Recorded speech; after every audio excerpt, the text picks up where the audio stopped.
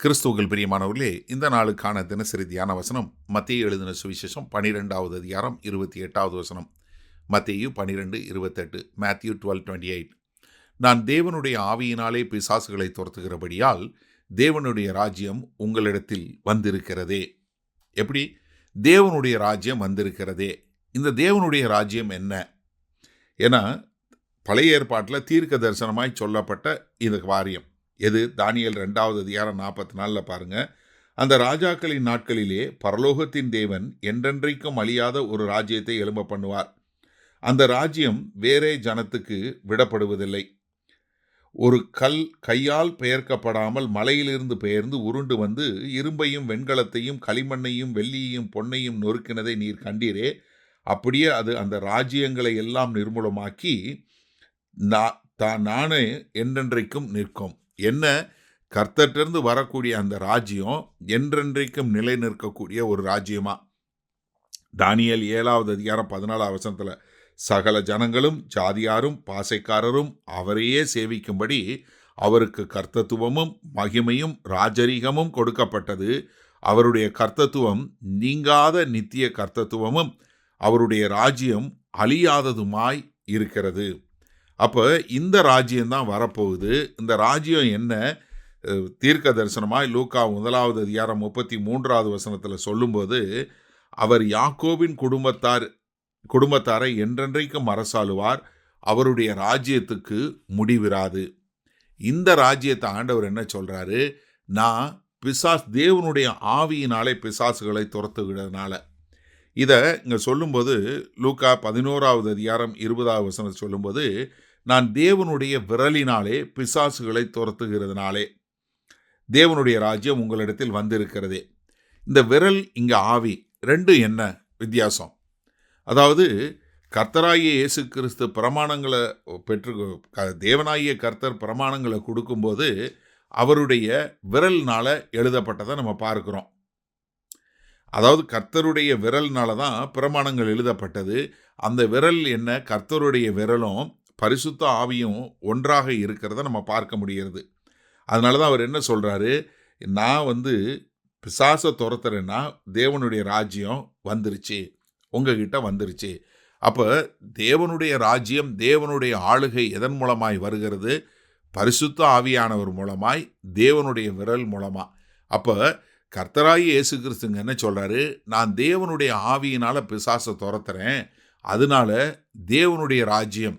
ஏன்னா பிசாசு போன உடனே தேவனுடைய ராஜ்யம் வருகிறது. தேவனுடைய ராஜ்யத்தினுடைய பிரதிநிதியாக, தேவனுடைய ராஜ்யத்தின் அங்கமாக நீங்கள் அந்த ராஜ்யத்துக்குள்ளே வருகிறீர்கள் என்று சொல்லும் விதமாக நீங்கள் இந்த ராஜ்யத்துக்கு உள்ளவங்களாக வந்துட்டீங்க என்று சொல்லக்கூடிய காரியத்தை தான் இங்கே கர்த்தராகிய இயேசு கிறிஸ்து சொல்கிறாரு. சரி, இந்த நாளில் இந்த வசனத்தை நம்ம எப்படி எடுத்துக்கொள்வது?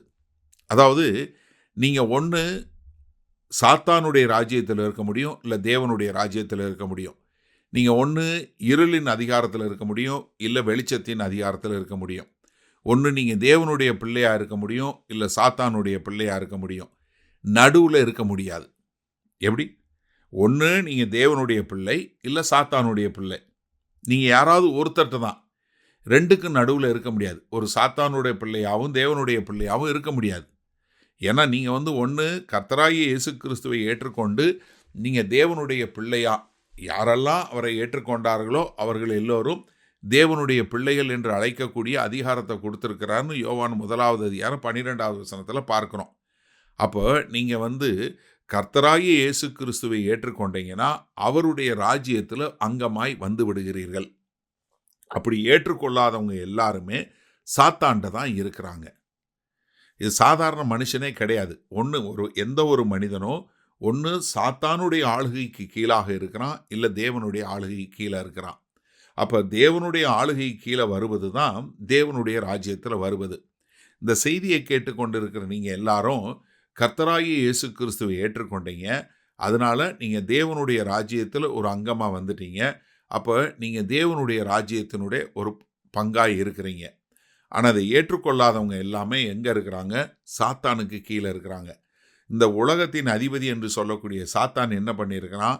அவங்களுடைய மனக்கண்களை குருடாக்கி வைத்திருக்கிறான். அதனால் அவங்களுக்கு இந்த சுவிசேஷத்தின் வெளிச்சமாகிய இந்த ஒளி வராதபடிக்கு அவர்கள் கண்கள் குருடாக்கப்பட்டிருக்கு. அதனால தான் நம்ம இந்த சுவிசேஷத்தை பிரசங்கிக்கும் போது தேவனுடைய வார்த்தையும் தேவனுடைய ஆவியும் போகும்போது அது அவர்களுடைய மனக்கண்களை திறக்கக்கூடியதாக இருக்கு. அவங்களுடைய மனக்கண்கள் திறக்கப்பட்டு அவர்களும் கர்த்தரை ஏற்றுக்கொள்ளும்போது அவர்கள் தேவனுடைய ராஜ்யத்துக்குள்ள வந்துடுறாங்க. அப்ப நீங்களும் நானும் பேசும்போது பரிசுத்த ஆவியின் மூலமாய் மற்றவர்களுடைய குருட்டுத்தன்மை நீங்குகிறது. அவர்களும் தேவனுடைய ராஜ்யத்துக்குள்ள வர்றாங்க.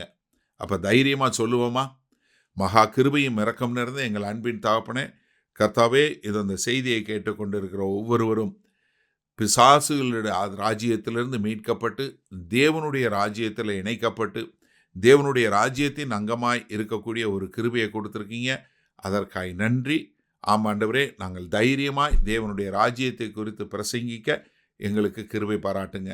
மீட்பரும் இரட்சகருமாகிய இயேசு கிறிஸ்துவின் மூலம் பிதாவே, ஆமேன். கர்த்தர் உங்களை ஆசீர்வதிப்பாராக. நாம் இன்று மாலை மன்னால சந்திப்போம்.